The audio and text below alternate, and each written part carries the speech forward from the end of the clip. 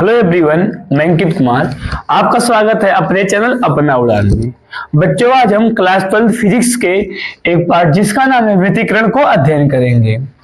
व्यतिकरण वैसे आप क्लास 11 में भी से अध्ययन किए हैं एक बार, लेकिन याद नहीं है तो कोई दिक्कत नहीं, इसमें हम लोग पूरी अच्छी तरीके से देखेंगे। ठीक है। वैसे जो व्यतिकरण है बाबू, ये टोटल 11 का समझ लो कॉपी है, इसलिए कहा जाता है 11th भी अच्छे से पढ़ाई किया करो।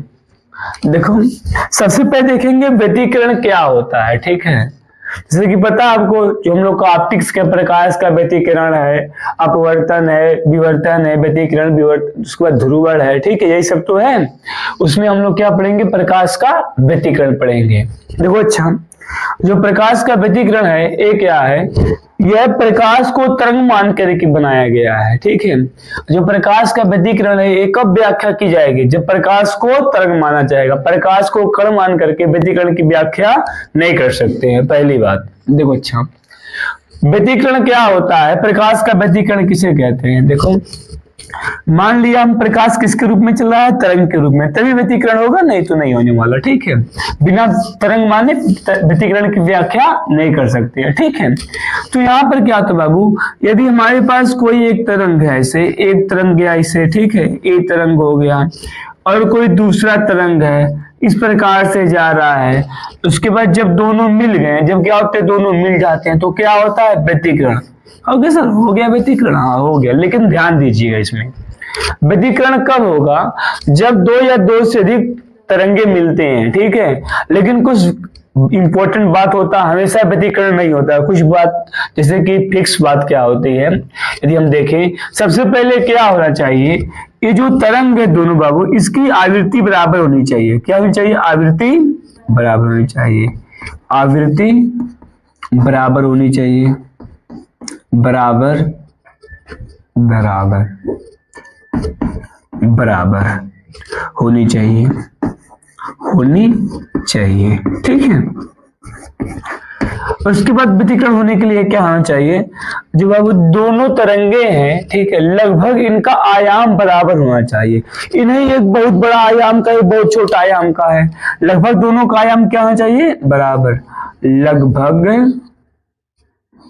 लगभग दोनों तरंगों की आयाम बराबर होनी चाहिए। आयाम बराबर होनी चाहिए। बराबर होनी चाहिए। होनी चाहिए। ठीक है। चाहिए। उसके बाद क्या होना चाहिए? उसके बाद देखो, ध्यान से देखो, एक होता है वो कलांतर। कलांतर और कला संबद्ध पद, इसे आप लोग पढ़े हो कि नहीं? कला संबद्ध क्या होता है, कलांतर क्या होता है? देखो, कलांतर का मतलब क्या होता है? जैसे कि मान लो मैं पूछूं, कोई ऐसे एक चीज जा रहा है, ठीक है, कोई भी एक रैंडम हो गया, कोई भी चीज मान लो ऐसे जा रहा है, ठीक है, अभी ये यहां से जा रहा है, मान लो, देखो, एक यहां से कोई जा रहा है ऐसे, इस प्रकार से, एक कितना है? एक पॉइंट है आपका, यहां से कितना दूरी है? 5 मीटर। कितना दूरी है? 5 मीटर है। और ये 5 मीटर दूरी है, और यहां से कितना दूरी है? 3 मीटर है। ये मान लीजिए ए क्या है? बी। तो मैं आपसे पूछूं, ये बताओ कि जो ए है बी से कितना पीछे है? तो आप क्या कहोगे? 3 मीटर पीछे है। कितना मीटर पीछे है? 3 मीटर। तो बाबू, जो हम रास्ते का अंतर बताते, इसे कहते हैं पथांतर। क्या कहते हैं? पथांतर। अच्छा देखो, कलांतर क्या होता है? जब इसी को कोण के रूप में बताएंगे कि कै डिग्री पीछे है, कितना डिग्री, 30 डिग्री पीछे है, 60 डिग्री पीछे है। जैसे कि मान लीजिए ए जो बी है, उसके बाद यहाँ पर इससे क्या है? कोई 30 डिग्री पर सी है। क्या है? 30 डिग्री पे सी है। 30 डिग्री पे क्या है? सी है। कोई एक सी बिंदु है जो क्या है?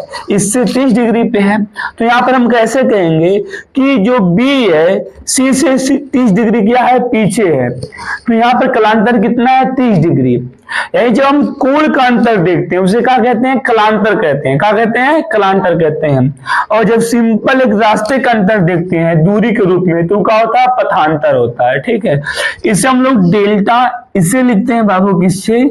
डेल्टा फाई से। किसे? तो डेल्टा फाई से लिखते हैं। और इसे लिखते हैं डेल्टा एक्स। Delta x. कलांतर किससे होता है?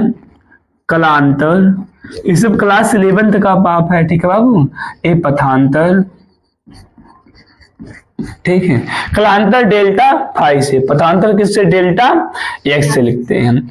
अच्छा देखो अब क्या होता है, विद्युतीकरण होने के लिए एक और मोस्ट इंपॉर्टेंट बात क्या होती है, ध्यान दीजिएगा कि मान लीजिए यहां से जो अभी एंगल है, अभी ये जो तरंग है इससे 30 डिग्री पीछे, कितना डिग्री पीछे है, 30 डिग्री।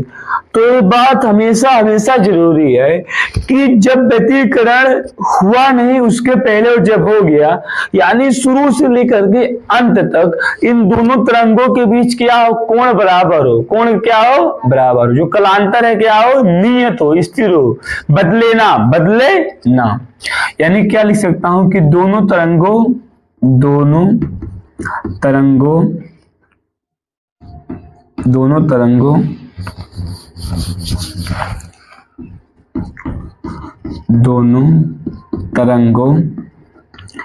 के मध्य कलांतर नियत हो। नियत मतलब क्या बोले तो फिक्स हो, क्या हो, फिक्स हो, ठीक है, तभी होगा, नहीं तो नहीं होगा, फिक्स्ड बोल दो, फिक्स्ड। देखो यहां से इस बात को ध्यान दीजिएगा कि व्यतिकरण कैसे कैसे हुआ है। व्यतिकरण कब होगा, जब इतना कंडीशन पहले होनी चाहिए। कोई भी तरंग मान लो ऐसे आके एक तरंग है, एक पहला तरंग है, एक या दूसरा का तरंग है, जब दोनों लोग क्या होंगे, मिलेंगे, क्या होंगे, मिलेंगे। जब मिलेंगे, जिस बिंदु पे मिलते हैं, जिस बिंदु पे क्या होगा, मिलेगा, उस बिंदु पे क्या होता है, हो सकता है इसका तीव्रता अधिकतम हो जाए या हो सकता है इसका तीव्रता न्यूनतम हो जाए, कम से कम हो जाए। इस घटना को क्या कहते हैं, व्यतिकरण। क्या कहते हैं, व्यतिकरण कहते हैं। देखो यहाँ पर लिखा हूं, ठीक है। क्या होता है, जब समान आवृत्ति, क्या लिखा गया है, जब समान आवृत्ति की दो या दो से अधिक प्रकाश तरंगे किसी बिंदु पर मिलती हैं। जब किसी बिंदु पर मिलेगा बाबू, मान लो कोई प्रकाश तरंग आया और एक दूसरे का प्रकाश तरंग आया, यहाँ पर मिल गया, यहाँ पर क्या हो गया, मिल गया। मिलने के बाद हो सकता है यहाँ पर बहुत तेज चमक हो जाए, क्या हो जाए, बहुत तेज चमक हो जाए, या कहीं कहीं पर क्या हो जाए, अंधेरा हो जाए। तो इस घटना को क्या कहते हैं, प्रकाश का व्यतिकरण कहते हैं, ठीक है। तो दो रूप में बता है व्यतिकरण। ठीक, क्या होता है, कहीं कहीं क्या होता है, उजाला हो जाए, कहीं कहीं क्या हो जाता है, अंधेरा हो जाता है। जहां पर उजाला उसे क्या कहते हैं, समपोषी व्यतिकरण। क्या कहते हैं, समपोषी व्यतिकरण। और जहां पर अंधेरा उसे क्या कहते हैं, विनाशी व्यतिकरण कहते हैं। यानी कहीं कहीं तीव्रता अधिकतम हो जाएगा, तीव्रता अधिकतम मतलब ज्यादा उजाला होगा, तब ज्यादा उजाला यानी उसे कहेंगे समपोषी। क्या कहेंगे, समपोषी कहेंगे। जहां पर एकदम उजाला कम हो जाएगा उसे क्या कहेंगे, विनाशी कहेंगे, ठीक है, तीव्रता न्यूनतम हो। देखो उसी को लिख रहे हैं। तो सबसे पहली बात, व्यतिकरण होने के लिए सब क्या है, शर्तें है, ठीक है। इतना कम से कम होना चाहिए तभी व्यतिकरण होगा, नहीं तो नहीं होगा। इस बात का ध्यान दीजिएगा। देखो अच्छा, तो क्या होता है, जैसे कि हमने पहला देखा, क्या होता है, समपोषी व्यतिकरण। क्या होता है, समपोषी व्यतिकरण, समपोषी व्यतिकरण, देखो समपोषी व्यतिकरण क्या होता है, जब व्यतिकरण हुआ जिस बिंदु पे क्या होती है, परिणामी तरंग की तीव्रता अधिकतम होती है, ठीक है। व्यतिकरण लिख लो, व्यतिकरण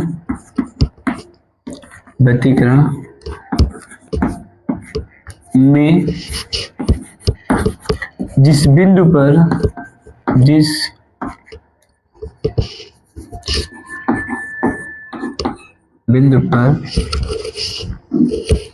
तीव्रता अधिकतम होती है, क्या होती है, तीव्रता अधिकतम होती है उसका कहलाता है समपोषी व्यतिकरण। समपोषी व्यतिकरण कहलाता है, व्यतिकरण कहलाता है, ठीक, कहलाता है।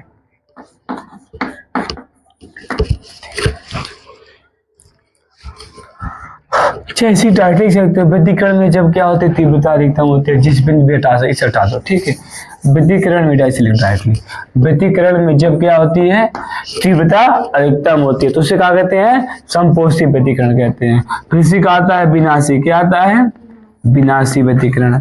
विनाशी व्यतिकरण क्या होता है, व्यतिकरण विनाशी व्यतिकरण क्या होता है? व्यतिकरण में जब क्या होती है? तीव्रता न्यूनतम होती है। व्यतिकरण में जब तीव्रता क्या होती है? न्यूनतम होती है। तीव्रता न्यूनतम होती है। न्यूनतम होती है। होती है। ठीक है। क्या होता है? विनाशी व्यतिकरण होता है। इस बात का ध्यान दीजिए। तीव्रता समझ रहे हो क्या होता है? तीव्रता जैसे तीव्रता मतलब इंटेंसिटी। जो यहाँ पर देखो अभी एक लाइट जल रहा है तो कम उजाला रहेगा, 2 जलेगा और ज्यादा हो जाएगा, 3 जलेगा तो और ज्यादा। तो क्या बदल रहा है? तीव्रता। क्या बदल रही है? तीव्रता। वही बता रहा है जब तीव्रता अधिकतम होती है तो उसे क्या कहते हैं? समपोषी। जब तीव्रता क्या होती है? कम होती है, न्यूनतम, तो उसे क्या कहते हैं?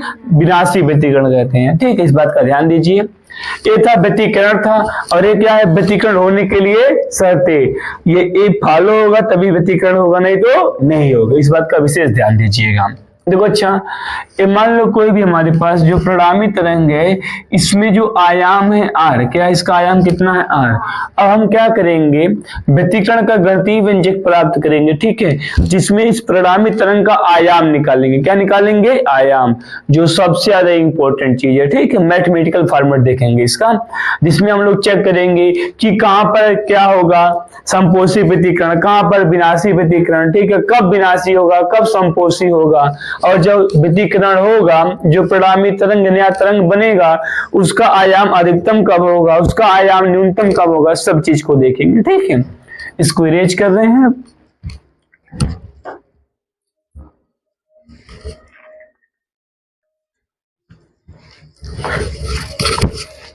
इसको इरेज कर रहे हैं।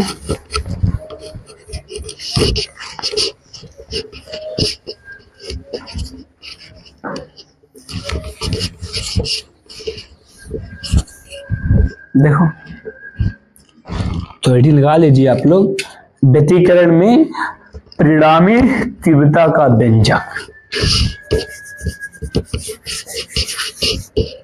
व्यतिकरण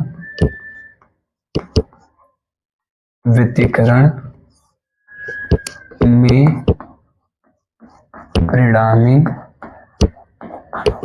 तीव्रता का व्यंजक। तीव्रता का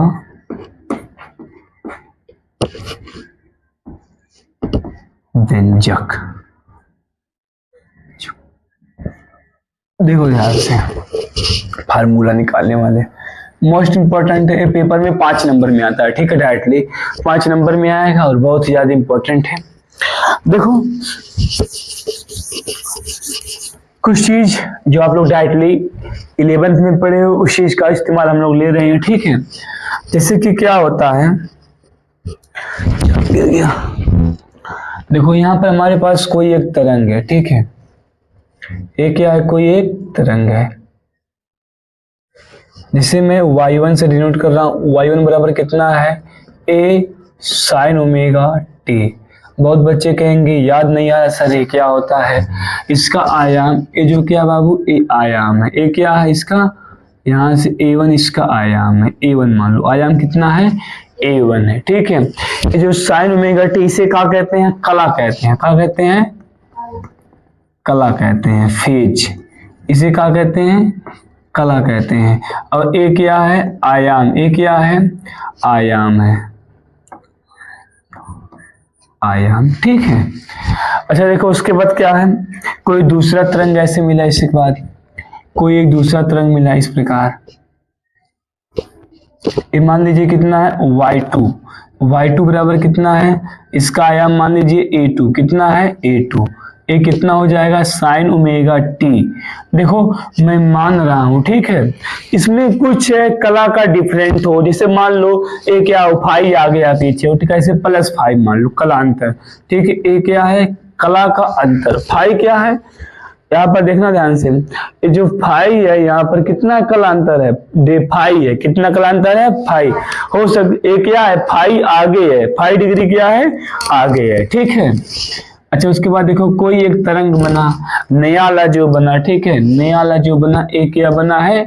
नया आला बना है, जिसका यहाँ पर हमारे पास क्या है? ए है आर, ए कितना है आर है, ठीक है, कड़ामी तरंग का आयाम। अब उसी को हमको प्राप्त करना है, ठीक है। ये सब बात 11th की बात है, यदि आपको नहीं पता है तो इस बात को याद कर लीजिए, ठीक है, क्योंकि पेपर में डायरेक्टली 5 नंबर के लिए आएगी, इतने याद कर लीजिए, क्या दिक्कत है। इस तरह का समीकरण हमने ऐसे लिख दिया y बराबर a1 sin ओमेगा टी, और इसको ऐसे लिख दिया y2 बराबर a2 sin ओमेगा टी, और यहाँ पर कोई एक तरंग बन गया जिसका कि यहाँ पर कितना है a है, कितना है यहाँ पर देखो, मान लीजिए कोई आई वाई है जो यहाँ पर कितना हो जाएगा आर साइन ओमेगा टी, कितना हो जाएगा आर साइन ओमेगा टी। इसी को निकालना है, इसी को क्या करना है निकालना है, ठीक है। देखो ध्यान से, अच्छा उसमें हम लोग पढ़े थे अध्यारोपण। अध्यारोपण का मतलब मिलना होता है, क्या होता है मिलना, बस इस बात को ध्यान देना। तो हम लोग सबसे पहले लगाएंगे अध्यारोपण के सिद्धांत से, अध्यारोपण के सिद्धांत से। देखो अब अध्यारोपण का सिद्धांत क्या होता है, अध्यारोपण के सिद्धांत से ध्यान दीजिए। अध्यारोपण का सिद्धांत क्या होता है, बस सिंपल होता है बाबू, जो यहाँ पर y है इसी को जोड़ दो, y1 प्लस y2 कर दो, ये क्या होता है अध्यारोपण का सिद्धांत, उसी को जोड़ दो, y बराबर कितना हो जाएगा y1 प्लस के y2 हो जाएगा, ठीक है। देखो बच्चों क्या करोगे, अब पाप कर दियो 11th में तो मन से इसे देखना पड़ेगा और कोई इसका उपाय है नहीं, तो इसीलिए कह रहा हूं जितने अच्छे मन से देखोगे उतने ज्यादा समझ आएगा। और पेपर में आना है 5 नंबर के, छोड़ भी नहीं सकते हो कि छोड़ दें। चलो सभी मान को रखते हैं, तो यहां से कितना हो जाएगा y बराबर, देखो y1 का मान कितना है a1 है, उसके बाद कितना है साइन ओमेगा टी है, ठीक है, फिर प्लस है इस y2 का मान कितना है a2 है साइन ओमेगा टी, प्लस क्या है भाई, प्लस का क्या है भाई है, ठीक है। अच्छा देखो यहाँ पर क्या बन गया, फार्मूला नहीं बन गया जी साइन ए प्लस बी का, तो हम क्या जानते हैं यहाँ पर यूज कर दे रहा हूँ फार्मूला, ठीक है। क्या होता है कि साइन, यदि ऐसे लिखा रहे साइन ए प्लस बी, साइन ए प्लस बी, तो आपका फार्मूला होता है बाबू साइन ए, उसके बाद कॉस बी, 11th में पढ़े हो ना, कॉस बी प्लस क्या होता है cos A sine B, cos A sine B, math वाले बच्चों को पता होगा, ठीक है। फार्मूला कितना होता है साइन ए प्लस बी का, साइन ए कॉस बी फिर का प्लस कॉस ए और साइन बी, ठीक है। अब उसी का यहाँ पर इस्तेमाल कर रहे हैं, यहाँ पर इसे हम ए मान सकते हैं, इसे बी मान सकते हैं, तो यहाँ पर क्या हो गया साइन ए प्लस बी हो जाएगा। तो यहाँ से देखो y बराबर, देखो यहाँ से y बराबर कितना हो जाएगा a1 और हो जाएगा sine omega T plus a2 को हम बाहर कर दे रहे हैं इस प्रकार से, ठीक है। और बाकी फार्मूला वाला फंक्शन के रूप में इस रूप में लिख दे रहा हूँ। पहले क्या हो जाएगा साइन ए का स्थान पे कितना है ओमेगा टी, और क्या हो जाएगा कॉस बी, बी का स्थान पे कितना है फाई, कितना है फाई है, फिर उसके बाद क्या है कॉस ए के स्थान पे कितना है ओमेगा टी, फिर क्या है बी, बी का स्थान पे कितना है फाई है। तो यहाँ से इस प्रकार से फार्मूला बन गया, ठीक है। उसके बाद देखो यहाँ से अब क्या कर सकते हैं, y बराबर हो जाएगा a1 sine omega T plus, देखो अभी इस a2 का गुणा अंदर कर दो तो क्या हो गया a2 साइन ओमेगा टी, उसके बाद क्या है cos फाई, उसके बाद इसमें भी मल्टीप्लाई होगा प्लस क्या हो जाएगा a2 cos ओमेगा टी और क्या हो जाएगा साइन फाई हो जाएगा, ठीक है। अच्छा उसके बाद देखिए यहाँ से y बराबर, अब यहाँ पर देखो sine omega T sine omega T, तो यहाँ से क्या हो गया साइन ओमेगा टी कॉमन कर सकता हूँ, ठीक है। तो यहाँ पर कितना बच जाएगा जब साइन ओमेगा टी कॉमन हो जाएगा, यहाँ पर क्या बच गया a1 बच गया, फिर प्लस क्या बच गया a2 बच गया और क्या बच गया cos फाई बच गया, ठीक है। अच्छा देखो फिर प्लस इसको मैं क्या कर रहा हूँ, इसको ऐसे लिख दे रहा हूँ a2, बस क्या कर रहा हूँ साइन फाई को पहले लिख रहा हूँ और cos ओमेगा टी को बाद में, जो कि आराम से लिख सकता हूँ बिना किसी दिक्कत के, ठीक है। तो यहाँ से देखो अब कुछ चीजें मैं मान रहा हूँ, ध्यान दीजिएगा, ठीक है। ये जो यहाँ से है इसको और इसको, इस बात को ध्यान दीजिए। तो यहाँ से हम क्या कर ले रहा हूँ, मान रहा हूँ, ठीक है। मानना क्या मान रहा हूँ बाबू, a1 प्लस जो a2 है, एक जो क्या है cos फाई, इसको मान ले रहा हूँ r cos थीटा, क्या मान रहा हूँ r cos थीटा मान रहा हूँ, जिसे हम समीकरण नंबर 1 का नाम दे रहे हैं, ठीक है। अच्छा, इसी प्रकार जो यहाँ पर क्या है a2 sin फाई है, a2 क्या है sin फाई, इसे मान रहा हूँ r sin थीटा, क्या r sin थीटा, जिसे समीकरण नंबर 2 का नाम दे रहा हूँ, ठीक है। अब क्या करो, सभी को मान उठा के यहाँ पर रख दो, तो यहाँ से देखो y बराबर कितना हो जाएगा sin ओमेगा टी, उसके बाद यहाँ पर देखो कितना है, इसके स्थान पे क्या है r cos theta, r cos theta, फिर प्लस इसके स्थान पे देखो क्या है, इसके स्थान पे है r sin theta, r sin theta, और क्या है cos ओमेगा टी है, ठीक है। अब देखो यहाँ से मैं क्या कर रहा हूँ, r को कॉमन कर ले रहा हूँ, तो y बराबर कितना यहाँ से हो गया, r जब कॉमन हो जाएगा, जब r कॉमन हो जाएगा तो यहाँ पर कितना आ जाएगा, हो जाएगा आपका sin ओमेगा टी, उसके बाद क्या हो जाएगा यहाँ से cos थीटा। अब देखो फिर यहाँ से मैं cos वाला टर्म को पहले लिख दे रहा हूँ cos ओमेगा टी, और क्या हो गया sin थीटा हो गया। उसके बाद देखिए फिर से ध्यान से देखिए यहाँ पर क्या हो गया sin a cos b cos a sin b, यानी फिर से फार्मूला हो गया sin a प्लस b का। तो यहाँ से y बराबर कितना आ गया r, a के स्थान पे कितना है ओमेगा टी, b के स्थान पे कितना है थीटा, तो यहाँ से फिर से क्या हो गया r ओमेगा टी प्लस क्या हो गया थीटा, प्लस क्या हो गया थीटा। तो यहाँ से परिणामी तरंग का जो व्यंजक है क्या निकल गया, परिणामी तरंग का व्यंजक निकल गया, ठीक है।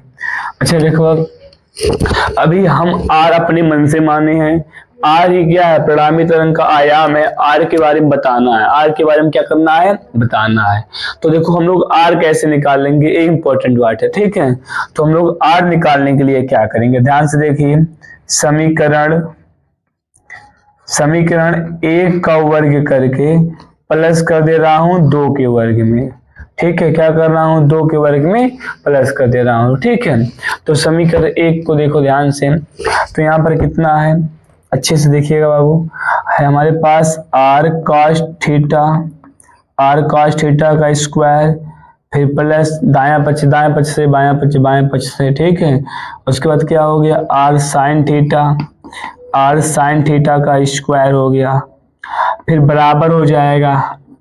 अच्छा उसके बाद इधर देख लो जो भी है a1 है प्लस कितना है a2 है, और क्या है cos फाई है, इसका वर्ग हो जाएगा प्लस, और क्या है a2 है, और क्या है sin फाई है, इसका वर्ग हो जाएगा, ठीक है। ये मैं फ्रेम में चेक कर लूँ दिख रहा है कि नहीं, तो फिर बता रहा हूँ अब, ठीक है। बस ये अंतिम में फ्रेम दिख रहा है, इसके नीचे नहीं लिखना है।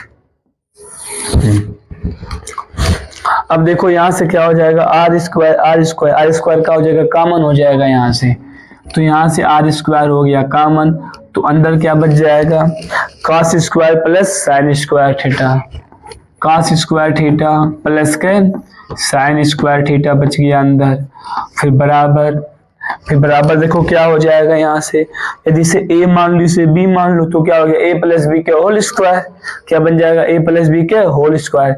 तो इसको इस पे तोड़ दे रहा हूँ, तो क्या होता है a स्क्वायर यानी a1 का square plus b square, b का स्थान पे क्या है a2 cos फाई, तो यहाँ पर क्या हो जाएगा b स्क्वायर हो जाएगा, b स्क्वायर, फिर प्लस क्या होता है 2ab, क्या होता है 2ab, 2 हो गया, a के स्थान पे कितना है a1 है, b के स्थान पे कितना है a2 cos फाई है, फिर प्लस कर दो, उसके बाद यहाँ पर क्या है a वाला, ठीक है। तो यहाँ पर क्या हो जाएगा a2 स्क्वायर हो जाएगा प्लस क्या है sin फाई का स्क्वायर, ठीक है, ये हो जाएगा। अब यहाँ से देखो मैथमेटिकल फार्मूला कुछ हम जानते हैं, cos square theta sin square कितना होता है 1, कितना होता है 1 होता है, तो यहाँ से इसके स्थान पे 1 आ गया, तो यहाँ से क्या बच गया r स्क्वायर बच गया। अब उसके बाद देखो मैं क्या कर रहा हूँ a1 स्क्वायर हो गया, फिर प्लस देखो a2 वाला एक साथ कर ले रहा है, यहाँ पर प्लस नहीं था, ठीक है, a2 वाला क्या कर रहा हूँ एक साथ कर ले रहा हूँ, ठीक है। तो यहाँ से क्या हो जाएगा a2 स्क्वायर, दोनों में कॉमन है, यहाँ पर भी a2 यहाँ पर भी a2, दोनों एक साथ कर रहा हूँ, तो यहाँ से क्या हो जाएगा sin स्क्वायर फाई, और प्लस क्या हो जाएगा cos स्क्वायर फाई हो जाएगा, फिर प्लस ये वाला चीज बच गया, ठीक है, 2a1 a2 और क्या बच गया cos फाई बच गया। अच्छा उसके बाद देखो फिर ये फार्मूला बन गया साइन स्क्वायर कास स्क्वायर वाला, फिर क्या हो जाएगा 1 हो जाएगा, ठीक है। यानी आर स्क्वायर बराबर कितना हमारे पास आ गया a1 square plus a2 square plus 2a1 a2 cos phi आ गया। तो यहाँ पर क्या आ गया परिणामी तरंग का आयाम का क्या आ गया फार्मूला आ गया, ठीक है। परिणामी तरंग के आयाम का क्या आ गया फार्मूला आ गया। अच्छा देखो अब इसके बाद क्या कर सकता हूँ ध्यान दीजिए। अब क्या कर सकते हैं ये जो आयाम निकल गया, अच्छा बताओ एक किस पे डिपेंड है थीटा फाई पे डिपेंड है। यदि जब फाई क्या होगा देखो जब फाई अधिकतम होगा यानी जब फाई बराबर 0 होगा तो यहाँ से क्या हो जाएगा कास फाई अधिकतम हो जाएगा। कास 0 का मान कितना होता है 1, कितना होता है 1, यानी अधिकतम मान हो जाएगा। जब अधिकतम मान होगा तो तीव्रता क्या होगी सॉरी यहाँ पर आयाम का होगा अधिकतम होगा। तो यहाँ पर इस प्रकार लिखेंगे, ठीक है, आर स्क्वायर और यहाँ पर क्या हो गया मैक्स, अधिकतम मतलब मैक्स हो जाएगा, ठीक है, मैक्सिमम। तो यहाँ पर क्या हो जाएगा a1 का स्क्वायर प्लस क्या है a2 का स्क्वायर प्लस 2a1 a2 और क्या हो जाएगा cos 0 का मान कितना हो गया 1, कितना हो गया है 1 हो गया है। अच्छा अब देखो यहाँ पर क्या हो गया a स्क्वायर फिर b स्क्वायर प्लस 2ab का फार्मूला बन गया कि नहीं, यानी a प्लस b क्या हो गया होल स्क्वायर हो गया। तो यहाँ से यदि हम देखें तो कितना आ गया आर मैक्स बराबर दोनों पक्षों का वर्ग कर लेंगे, ठीक है, वर्गमूल ले लेंगे, वर्ग नहीं। तो यहाँ पर क्या आ गया a1 प्लस क्या आ जाएगा a2, a1 प्लस कितना आ जाएगा a2। देखो सबसे पहले इसका होल स्क्वायर हो जाएगा, इधर भी स्क्वायर है तो दोनों पक्षों में रूट लगा देंगे तो इससे क्या हो जाएगा स्क्वायर खत्म है, ठीक है। एक आ गया आर अधिकतम आ गया। इसी प्रकार हम आर मिनिमम भी निकाल सकते हैं, ठीक है। अच्छा देखो आर मिनिमम कितना हो जाएगा जब कितना होगा जब हमारे पास कितना होगा यहाँ पर जब फाई कितना हो जाए 180 हो जाए तो कास 180 का मान कितना होता है -1, कास 180 का मान कितना होता है -1, यानी मिनिमम के लिए केस हो जाएगा। सोचो जब -1 हो जाएगा तो यहाँ पर क्या हो जाएगा माइनस हो जाएगा, यानी a square plus b square -2ab, बस यहाँ पर क्या हो जाएगा माइनस, यानी मिनिमम कम से कम कितना हो जाएगा मिनिमम आयाम यहाँ पर हो जाएगा a1 माइनस क्या हो जाएगा a2 हो जाएगा।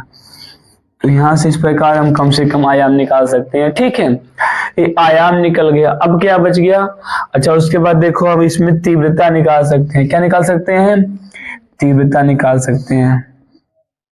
तो देखो जगह कम बना रहा है ध्यान दीजिए, ठीक है।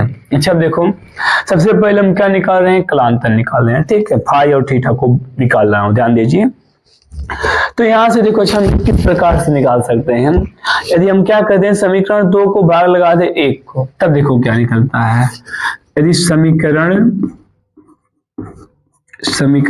2 भागा क्या कर दे 1, समीकरण 2 भागा क्या कर दे 1, अब देखो क्या निकलेगा ध्यान से देखो। यहाँ से क्या हो जाएगा साइन थीटा बटे कॉस थीटा, आर से आर कट जाएगा तो यहाँ पर क्या हो जाएगा साइन बटे कॉस क्या होता है टेन थीटा, क्या होता है टेन थीटा, डायरेक्टली देखो साइन बटे कॉस क्या होता है टेन थीटा होता है, ठीक है, और कॉस बटे साइन कॉट थीटा, ठीक है। यहाँ साइन बटे कॉस क्या हो गया टेन थीटा हो गया, ठीक है।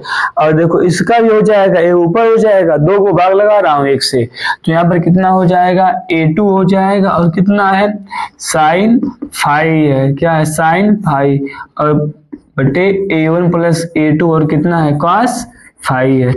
इस प्रकार से यहाँ से हम इसको भी निकाल सकते हैं टेन थीटा, ठीक है, जहां से इनवर्स का रूल लगा करके थीटा निकाला जा सकता है, ठीक है।